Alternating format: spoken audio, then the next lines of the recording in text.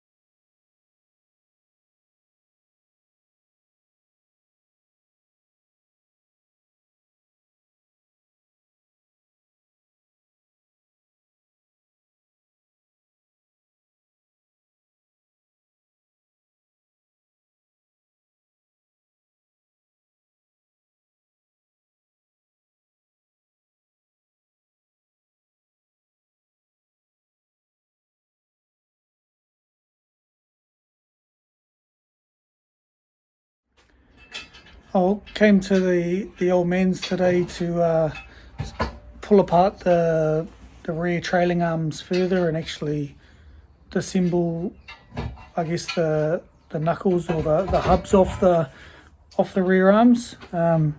They required like a hex head type fitting, which I didn't have, and obviously the old man does have, but it wasn't as simple as just doing that. It required some serious heat to actually get them to move. So whether or not they're Loctited in or what, I don't know from factory, but some of them definitely had some form of Loctite on them. Whether they've been apart in the past, it's hard to know. But we got them off in the end with the assistance of some propane and butane and everything in between, but got them apart and found out that we can actually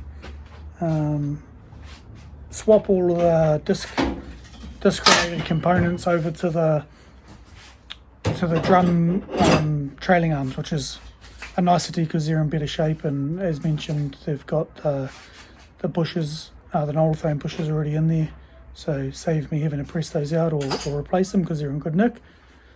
So now I'll sort of clean them up a little bit today as well. I'll take them home shortly and give them a coat of paint, but I needed to come to the old man's area there in the background.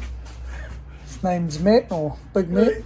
So he's the, I guess, inspiration for why I don't know if you call it an obsession or have a passion for all things cars and tinkering. So he's a man, many talents, the brains behind the operation, and all the boys growing up would come here to get some help from him, and whatever it may be doing with car related. So whether that be engine conversions or adjustable suspension installs, you name it. But that's kind of where we're at. So come over here to get a few things squared away, and I'll take those bits home, give them a coat of paint and try and reassemble them, and hopefully I can remember where everything came out, and get them, I guess, ready to go back on the car once I've cleaned the guards out. But that's kind of where we're at. Good progress today. I've got a couple of other Northern bushes and things to press into the camber arms, but it's not today.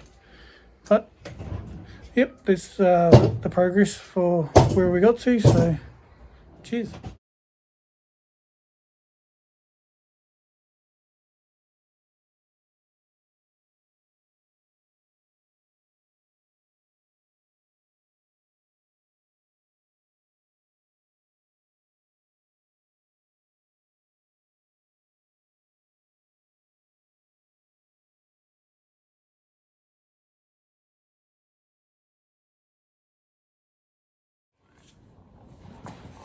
Hey guys, welcome back.